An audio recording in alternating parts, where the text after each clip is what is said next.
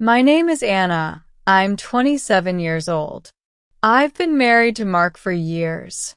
We have a year-old son, Lucas. We used to be close, we used to be happy, but now something feels different. For the past few months, Mark has changed. He comes home late, eats quietly, watches TV, and goes to bed. On weekends, he says he has meetings or goes to play golf, and sometimes he locks himself in his home office. He always says I'm busy. I used to help him with his documents and finances, but now he refuses anyone's help. He says I don't trust anyone. At first, I didn't notice the change. It started small. He stopped asking about my day, started keeping his phone face down, and some nights he whispered on calls outside saying it's just work. We had little traditions before. We made Turkish tea every night, sat together, laughed, and looked at each other with love. Now there's silence.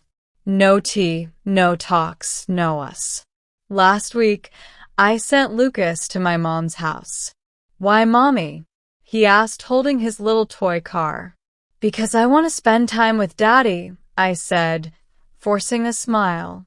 That night, I cooked dinner, lit candles, and waited. When Mark came home, he barely looked at me. Hi, I said softly.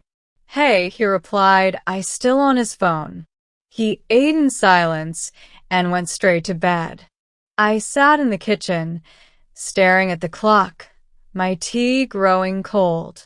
For the first time, I felt like a stranger in my own home. That night, I decided I couldn't keep pretending I had to talk to him. I cooked his favorite dinner, roasted chicken with lemon and garlic. I wore the red dress he once loved, styled my hair, and even put on makeup.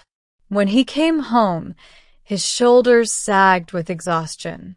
He didn't notice the candles. He didn't notice me. Mark, I said softly, can we talk? He hesitated, then sat with me on the couch. You've changed, I whispered. We don't laugh. We don't talk. You don't see me anymore. He looked down at his hands and said nothing. I swallowed hard, then asked, do you still love me? He looked at me, his eyes tired. Of course I do. I'm just stressed. Work is heavy right now. I nodded, but deep inside I wasn't convinced. So I asked the question I feared most. Is there someone else? His head shot up. No, never, he said quickly. I just need time. Anna, please be patient. I wanted to believe him, so I said, okay, I'll wait. But inside I still felt alone. Weeks passed. Nothing changed. Mark still came home late, still avoided my eyes, still kept his phone close.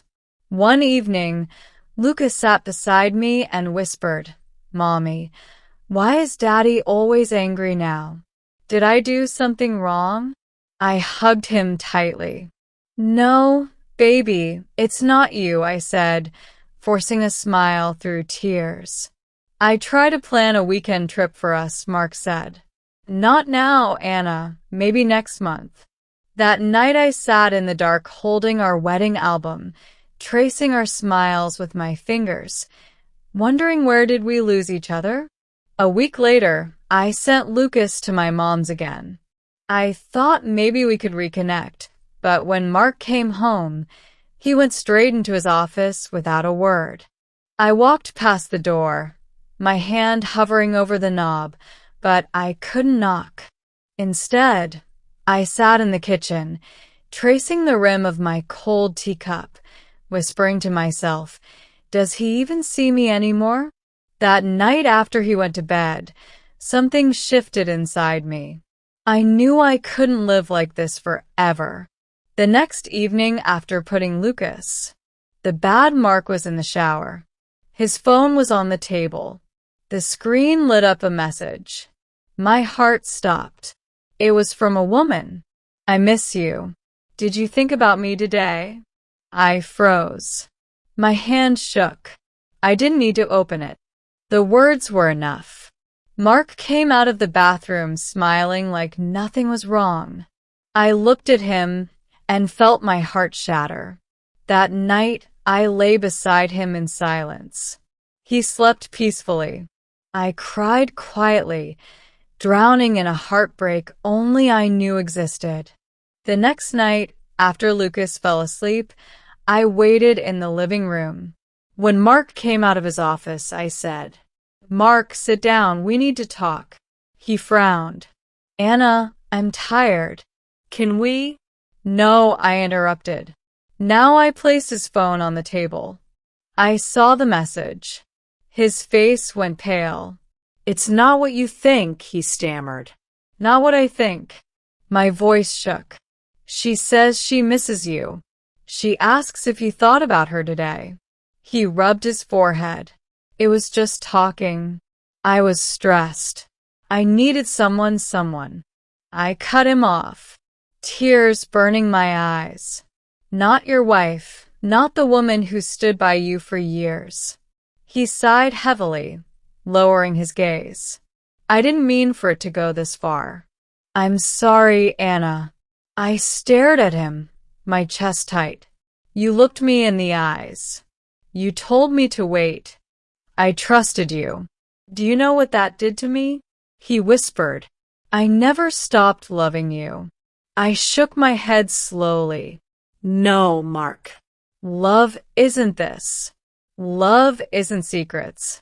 Love isn't making me feel invisible." Silence filled the room. Two people who once shared everything, now strangers. Finally, I whispered, "I can't live like this anymore." That night, I packed a small bag for Lucas and me. I left a letter on the table. "I still love you, Mark. I still hope for us, but I can't be the only one trying. You asked me to wait. I waited. Now I need to find myself again."